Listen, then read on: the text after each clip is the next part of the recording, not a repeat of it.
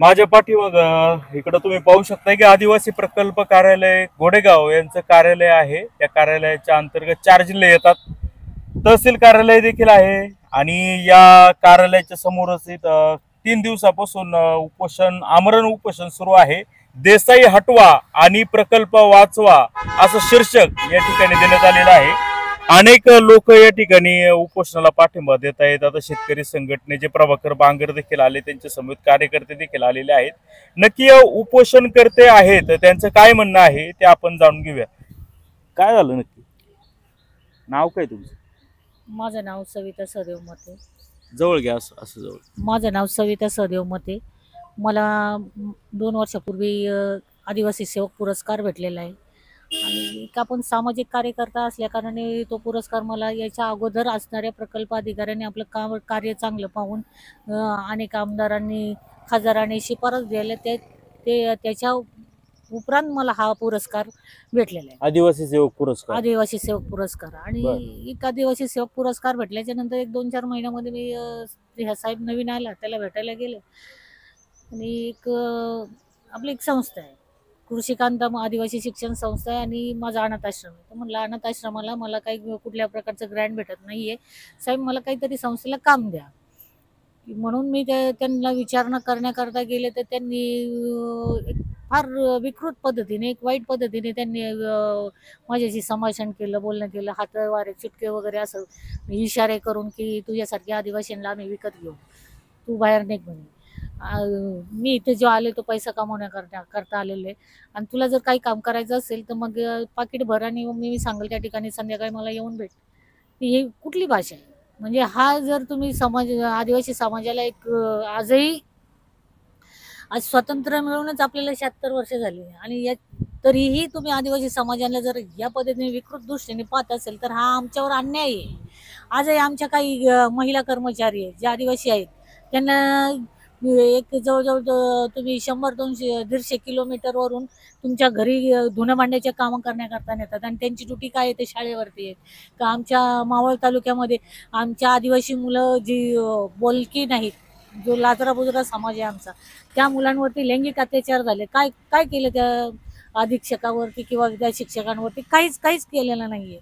मग ह्या आमचे कातकरी बांधव आहेत, कातकरी बांधवांना इतकं घाणेरड्या पद्धतीने तुम्ही बोलता, हे कशा करता? म्हणजे पूर्वीचा काळ जो होता, जे इंग्रजांच्या काळामध्ये जो त्यावेळेस ते होतं की आदिवासींना फार कमी लेखलं जायचं, त्यांना कुठल्या प्रकारचा अधिकार दिला नाही, एक वाईट नजरेने सगळ्या समाजात जो पाहत होता तो। मग आजही तुम्ही जर त्याच पद्धतीने जर आम्हाला आजही ते पाहत असेल तर मग बाबासाहेब आंबेडकरांनी जे आम्हाला आमच्यासाठी जे हे करून दिलेले ते कशा करतायत? मग आम्ही काय करायचं? का आजही तुमच्या हाताखालीच आम्ही राबवायचं आणि तुम्ही म्हणाल तेच ऐकायचं, असं काही आहे का? ह्या सगळ्या गोष्टीचा, ह्या अन्यायाचा कुठेतरी प्रतिकार करण्याकरता आज मी हे उपोषणाला बसले आणि आज हा 3रा दिवस आहे। कोणी काय भेट दिली का? आता कार्यकर्ते येतात, भेटून जातात, अनेक कार्यकर्ते फोन करतात, ते बघू आता।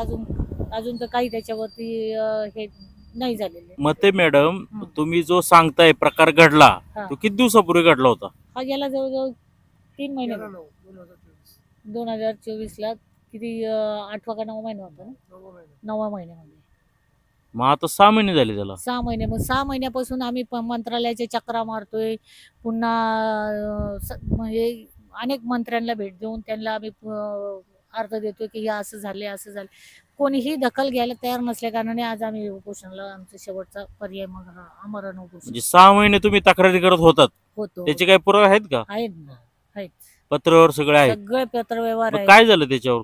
काहीच नाही। आता आदिवासी मंत्री म्हणतात ते आपण त्याच्यावरती कमिटी बसवली आहे की त्याची विचारणा होईल आणि त्याच्यानंतर काहीतरी निर्णय होईल। तर अजून काही कमिटीचं काहीच आलेलं नाही आहे किंवा कुठलंही हे झालेलं नाही। कोण समितीचा अध्यक्ष? समिती नेमलेली आहे असं तुम्ही म्हणताय? मी म्हणत नाहीये, हे असे आदिवासी पुढारी म्हणजे आपले मंत्री म्हणतात, मंत्री महोदय मंत्री महोदयाकडून जीव- असं हा. तुम्हाला सांगितलंय की उईके त्याच्यावर साहेब कमिटी म्हण- नेमली? हा, ते तुमच्या या अर्ज तक्रारीवरती आम्ही त्याच्या विचारणा करण्याकरता एक कमिटी नेमलेली आहे.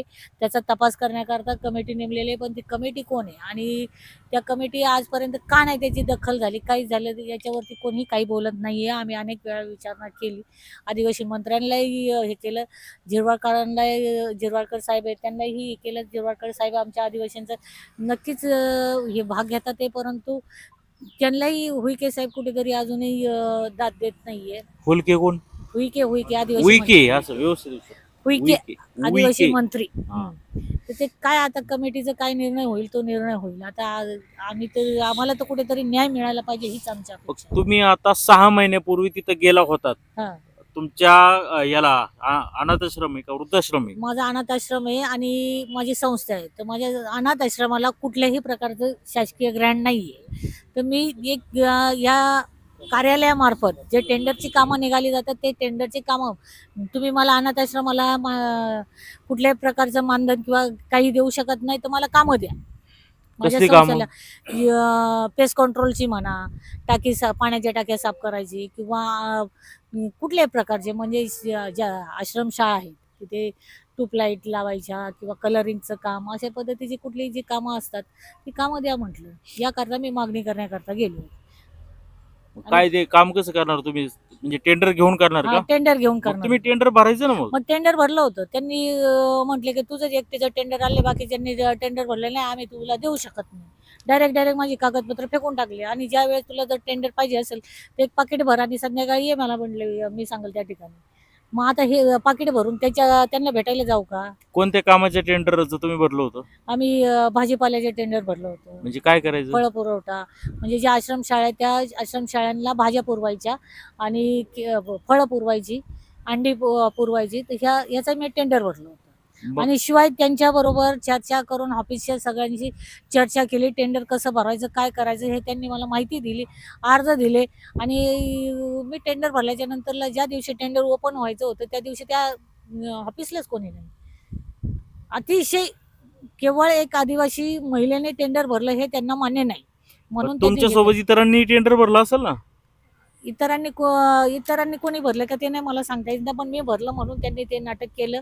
आणि त्याच्यानंतरला हे ठीक आहे, हा. त्यांनीच तुम्हाला माहिती दिली कसं टेंडर भरायचं वगैरे, जरूर भरायला लावलं. हा, आणि जेव्हा ओपनिंगचा डे आला त्यावेळी ते बंद होतं कार्यालय असं तुमचा आरोप आहे. बंद नव्हतं. मग? त्यावेळेस ज्या दिवशी ओपन करायला अधिकारीच नाही ना, अधिकारी लगेच ठाण्याला म्हटले, ठाण्याच्या ऑफिसला आहे. आणि प्रकल्प अधिकारी नसल्या कारणाने म्हणे तुझं टेंडर निघणार नाही. त्याच्यानंतर 2 दिवसांनी त्यांनी मला सांगितलं की तुला टेंडर आम्ही देऊ शकत नाही. का नाही देऊ शकत? मग तेच सांगते ना मी. एकटीच आलंय का टेंडर?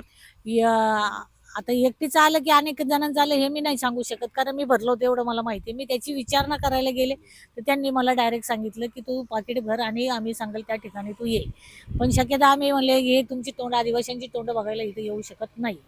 आलो नाहीये, मी आलोय, आम्ही इथे जे आलोय ते पैसा कमवायलाच आलेलो आहे.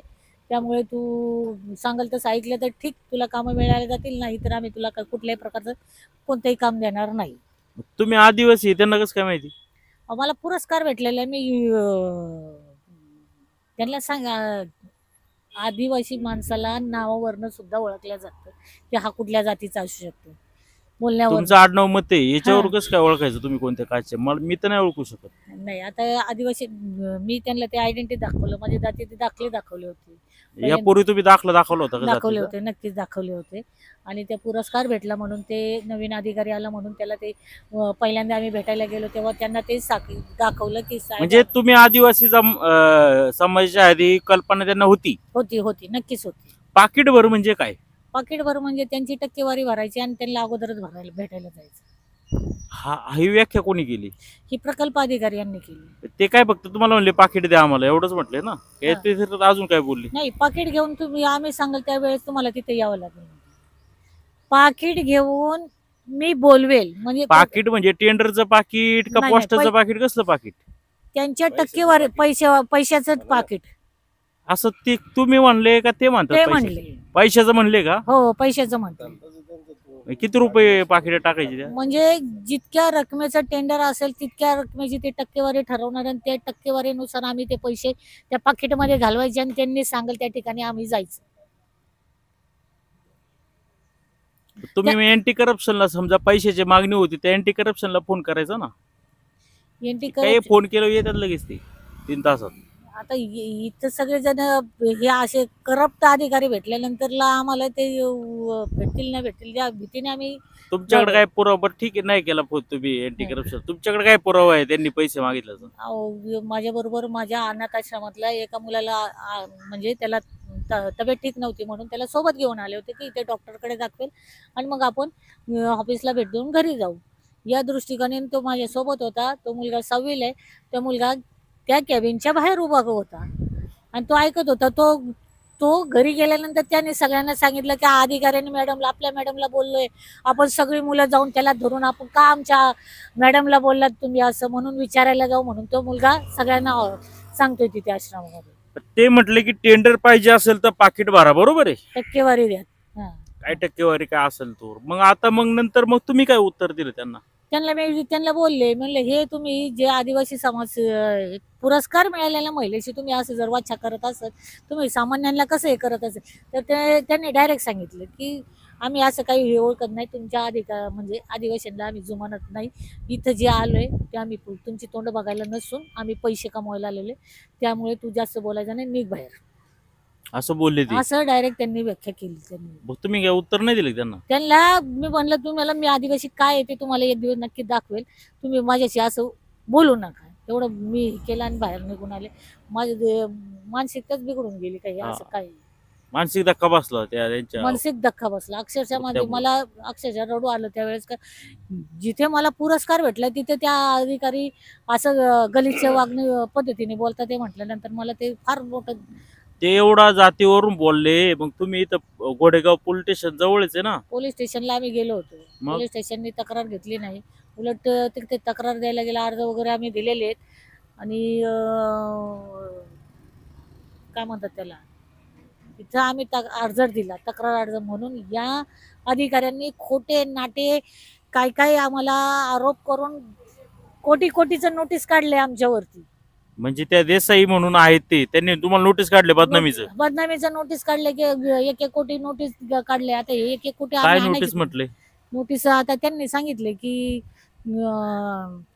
तुम्ही काम करता ते खोटं आहे. आमचं बचत गट आहे ते त्या बचत गटाला आम्हाला 1-2 वर्षापूर्वी 2-3 वर्ष होऊन गेले तेव्हा मशीन भेटलेली. त्या मशीनवरती आज आमच्या महिला बचत गटावर काम करतात. तर तो म्हणतो हे खोटे आहे. आज रोजी आमची मशीन तिथं असताना ते म्हणतात ते खोटे. मग मशीन खोटी कशी असू शकते? या असे त्यांनी आमच्यावर आरोप लावल्याने 1 कोटीची मागणी केली. 1 कोटीची म्हणजे भरपाई द्या, 1 कोटी भरपाई, अब्रुंगसनीची भरपाई द्या. हा. आणि तुम्ही काय तुमचं बचत गट आहे का अनाथ आश्रम चालवता का वृद्धाश्रम चालवता, नक्की काय करता? संस्था पण आहे आणि आम्ही संस्थेच्या माध्यमातून एक बचत गट सुरू केलेला आहे. आता तुमच्या अनाथ आश्रमात किती मुलं आहेत? ही माझ्या ही 18 मुली येतात. कुठे आहे ते अनाथ आश्रम? कुरवंडीला आहे. कुरवंडी तालुका? आंबेगाव तालुका आहे. आंबेगाव तालुक्यातच आहे. 18 मुलं शिकताय तिथं? हो, अनाथ निराधार मुली आहेत. आणि कसलं बचत गटाची काय तक्रार केली त्यांनी? आणि मग एक संस्थेचा सगळे म्हणायला लागले तर संस्थेचा एखादा बचत गट असावा म्हणून मी माझ्या संस्थेचा बचत गट केला. मग बचत गट केला तर संस्थेला एक आम्ही प्रिंटिंग प्रेसची मागणी केली होती या आदिवासी ऑफिस मार्फत. तर त्यावेळेस बळवंत गायकवाड होते, गायकवाड साहेब, त्यांनी ते आम्हाला ती मशीन मंजूर करून दिली की आमचं काम चांगले म्हणून त्यांनी मशीन मिळवून दिली.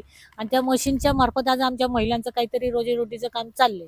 किती महिला शिकतात तुमच्या? 10 महिला. 10 महिला. किती मशीन आहेत? शिलाई मशीन? नाही, शिलाई मशीन नाही, प्रिंटिंग प्रेस. एकच मशीन आहे ती मोठी. त्यांचं काय म्हणणं आहे मग आता देसाईंचं म्हणणं ते म्हणतात ते मशीनच नाही म्हणतात तिथे, आणि मशीन तर तिथेच ऑलरेडी आहे.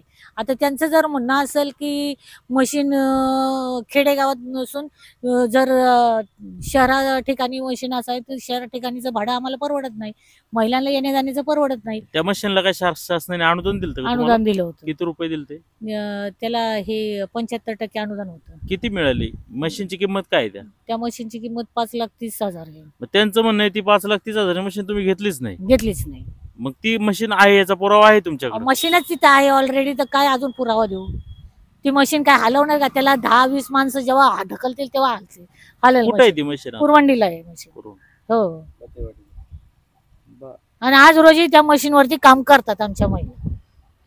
अजून काय आरोप केला त्यांनी तुमच्यावर अब्रू नुकसानमध्ये त्या दाव्यावर?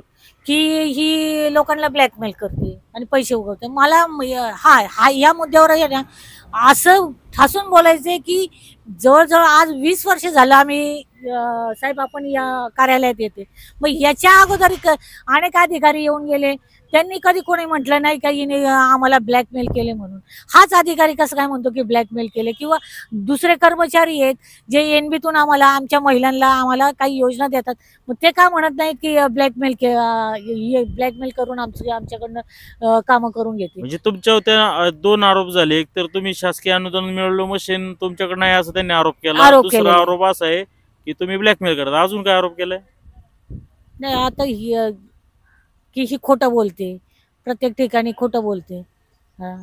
आता मी का खोटं बोलू? ते त्यांनी स्वतःच्या नावाने ते अब्रू नुकसानीचा अर्ज केलाय का प्रकल्प अधिकाऱ्याच्या नावाने केलाय? प्रकल्प अधिकाऱ्याच्या नावाने केलं. त्यात काय आहे का मान्यता त्यांची? काय समजा जे आहेत ठाण्याचे त्यांच्या वरिष्ठ अधिकारी नाही त्यांचं काही मान्यता नाही. त्यांनी डायरेक्ट आम्हाला नोटीस दिलेलं आहे. नोटीस दाखवलं. अपर आयुक्त असतात ठाण्याला, त्यांची काय मान्यता घेतली का असं जर प्रकल्प अधिकारी नावाने अब्रू नुकसान करायला? नाही तसं काही नाहीये. वकिलामार्फत नोटीस पाठवलेली. बर, मग आता काय म्हणणं आहे तुमचं? मग ह्या असा जर करप्ट आदिवासी आपला अधिकारी जर आदिवासींनाच जर पाण्यात पाहत असेल, त्याच्या पायाखाली बघत असेल, तर असा कर्मचारी आमच्या कार्यालयात कशाला पाहिजे?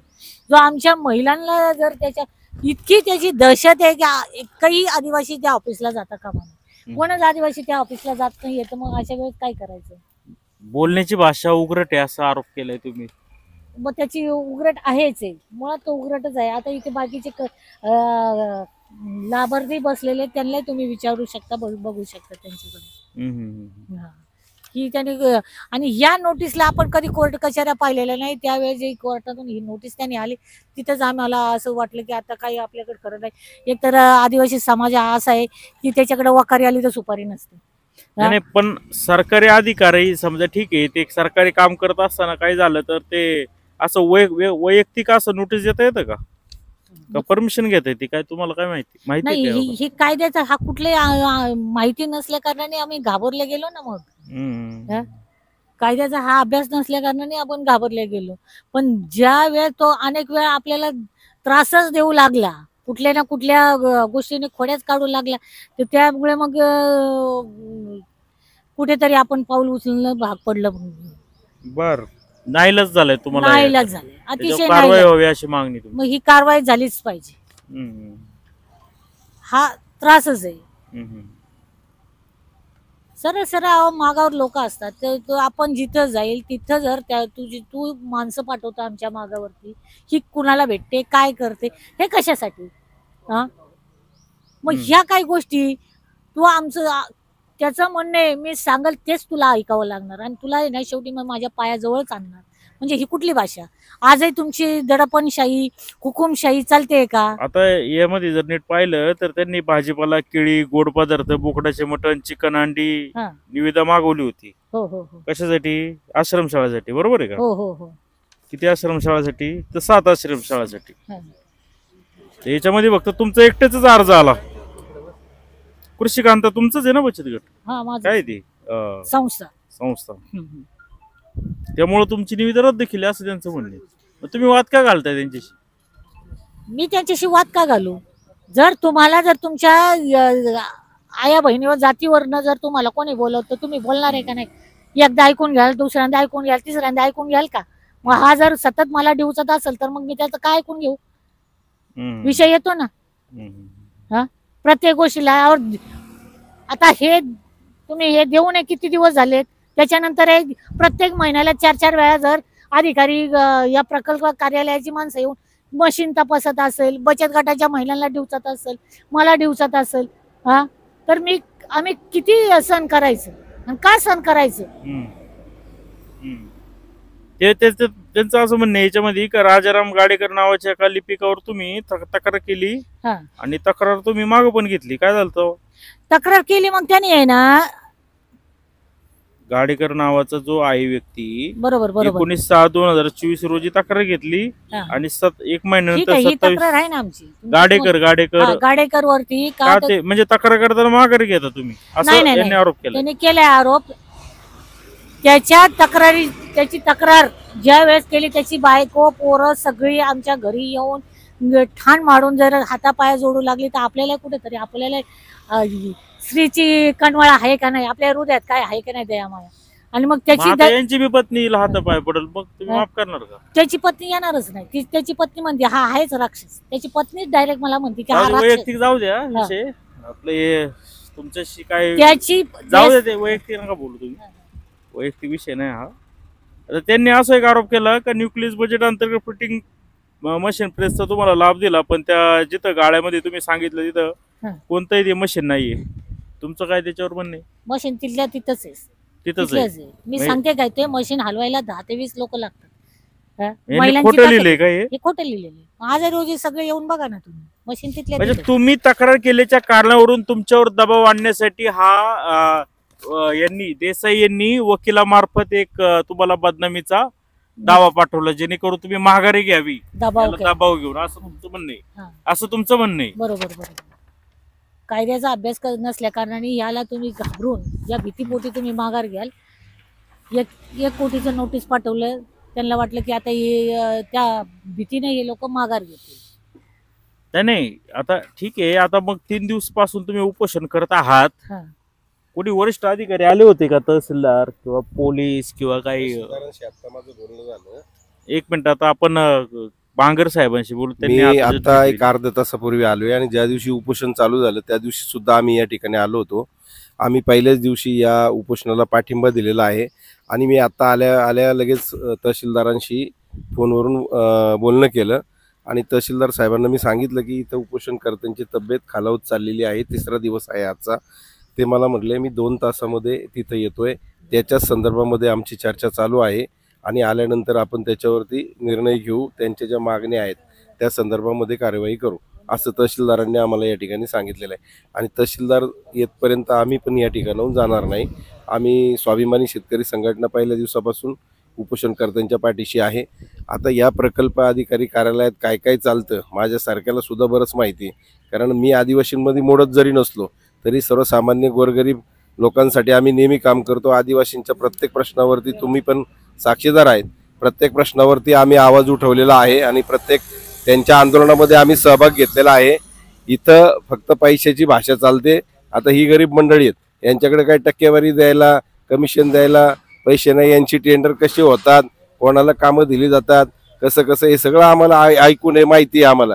आता आम्हाला त्याच्या खोलात जायचं नाही. सविताताई जे सांगतायत ते बरोबर आहे. एक सामान्य गरीब महिला आहे, ती महिला जर एखादी गोष्ट मागणी करत असेल आणि रीतसर असेल व्यावहारिक, तर द्यायला काय हरकत आहे. आणि माझं तर म्हणणं ह्या लोकांनीच या गोष्टी कराव्यात. आमच्यासारख्यांना देऊ पण नाहीत ते टेंडर, पण असे काही पाळलेले आहेत त्यांनी का त्यांच्या टक्केवारी यांना मग भरमसाठ त्या ठिकाणी मिळतात आणि मग आमच्याच लोकांना हे कामं देतात.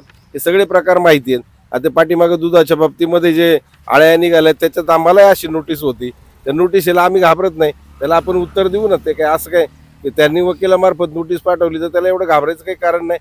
माझ्यावर सुद्धा 17 गुन्हे दाखल आहेत, त्याला घाबरत नसतो आम्ही. आणि सामान्य माणसासाठी शेतकऱ्यासाठी आम्ही तुमच्याबरोबर आहोत. आम्हालाही काय करायची वेळ आली तर आम्ही करू. आणि ते जर अशा पद्धतीनं भाषा वापरत असतील, अशी जर त्यांची पद्धत असेल तर मी काल परवाही सांगितलं आपल्याकडे पण महिला आहे, तुम्ही आदिवासी आहात, तुम्ही ठरवलं तर कायदा फक्त त्यांच्याच बाजूने नाही, कायदा तुमच्याही बाजूने आहे. त्यांना जर अशा पद्धतीनं वागायचं असेल तर आम्हाला पण छत्रपतींचीच भूमी आहे, मग गनिमी कावा आम्हाला पण कळतो. जशाच तसं उत्तर कसं द्यायचं त्या प्रकल्प अधिकाऱ्याला दाखवू. मग आमच्याकडे पण महिला आहेत, अनेक जाती धर्माची लोक आमच्या बरोबर आहे. शेवटी कायदा फक्त तुमच्याच बाजूने 353 असेल किंवा बाकीच्या गोष्टी असतील, याची भीती आम्हाला दाखवू नका. मग तुला सरळ करायला वेळ लागणार नाही. तू शिस्तीत वाग आणि एक महिला आहे त्यांचा आदर करायला शिक. आदिवासी या देशाचे मूळ मालक आहेत. आज आपण पहिले आपले बापदादे सुद्धा आदिवासीच होते. आज त्यांच्यामुळं आज आपण इथं आहोत. आजही तुमचे बापदादे जर पाहिले अधिकाऱ्याचे, ते सुद्धा आदिवासीच असतील. त्याच्यामुळं महिलांचा सन्मान करणं, या आदिवासी बांधवांचा सन्मान करणं हे त्यांचं पहिलं कर्तव्य आहे. आणि त्यांना जर एवढी पदाची याची मस्ती असेल तर ती मस्ती जिरवायला सुद्धा काही टाइम लागणार नाही. आम्ही भल्या भल्या अधिकाऱ्यांना या ठिकाणी सरळ केलेलं आहे, याला पण सरळ करू. मग आता याच्यामध्ये एक साताऱ्यातली शाळा आहे, कोल्हापूरमधल्या शाळा आहेत, भोरमधली शाळा आहे, पुण्यातली, या सर्व शाळांना तुम्ही हे सगळं पुरवठा करू शकता का? भाजीपाला, केळी, गोड पदार्थ, बोकडाचे मटण? काय नाही करू शकत, का नाही करू शकत मला हा म्हणायचं आहे. काही जिथे तिथे आमच्या आदिवासी समाज आहेच ना. मग माझ्या अंतर्गत मी अनेक समजा हा दादा आहे किंवा हा दादा आहे, एक बाबा ठीक आहे बाबा आपल्या संस्थेला हे काम मिळाले, आपण सगळे मिळून करू शकतो. आता त्यांनी जर मला सहकार्य केलं तर का नाही होऊ शकत. असे अनेक सहकारी लोक आहेत ना आपल्या बरोबर. आता त्याच्यामध्ये आता समजा हे सगळ्या शाळांची नाव वगैरे दिलेली आहेत. तुम्ही मला याच्याबाबत एक माहिती द्या की हे सगळा निविदाची प्रकार निघाला, ही निविदा कुठं प्रसिद्ध केली होती का यांनी? आता निविदा प्रसिद्धी केली हे याची कल्पना नव्हती. मी तुम्हाला कसं काय कळलं काही मी टेंडर केवळ आहे ना, आमचा एक विद्यार्थी इथे शाळेला इंग्लिश मिडियमला, माझ्या आश्रमचा एक विद्यार्थी इथे इंग्लिश मिडियमला आहे. तर त्याला मी 2-3 दिवस त्याला कोणी आणायला न्यायला नव्हतं, म्हणून मला त्याला घेऊन यायला लागायचं आणि घेऊन जायला लागतं. म्हणून मी आपलं चला बाबा आले म्हणून ऑफिसला चक्कर मारायची. आणि त्या ऑफिसला गेले म्हणून त्या बोर्डवरती लिहिलं, वाचलं मी आणि विचारलं साहेबांना की साहेब हे, तर म्हणले अहो हे पेपरला वगैरे दिलेले. तर म्हणलं पेपर काय आमच्या भागात आलेलं नाही आहे किंवा हल्ली कोण पेपर वाचत नाही. आणि मग त्यांनी मग म्हटले हे पेपर लावलेले, नोटीस आलेले आहेत, ह्या निविदा निघाल्या, तू निविदा घ्या आणि भरून टाक. हां, आणि ह्या निविदा कशा भरायच्या हे माहिती वगैरे त्यांनी दुसऱ्या क्लार्क यांना सगळ्यांना विचारून मी ते सगळं भरलं आणि तयारी केली. भरलेच म्हणजे एकंदरीत तो टेंडर मी भरलो. म्हणजे त्याने टेंडर जास्त लोकांपर्यंत माहिती समजेल असं करायचंच नव्हतं, कसं असं त्याने ठरवलं.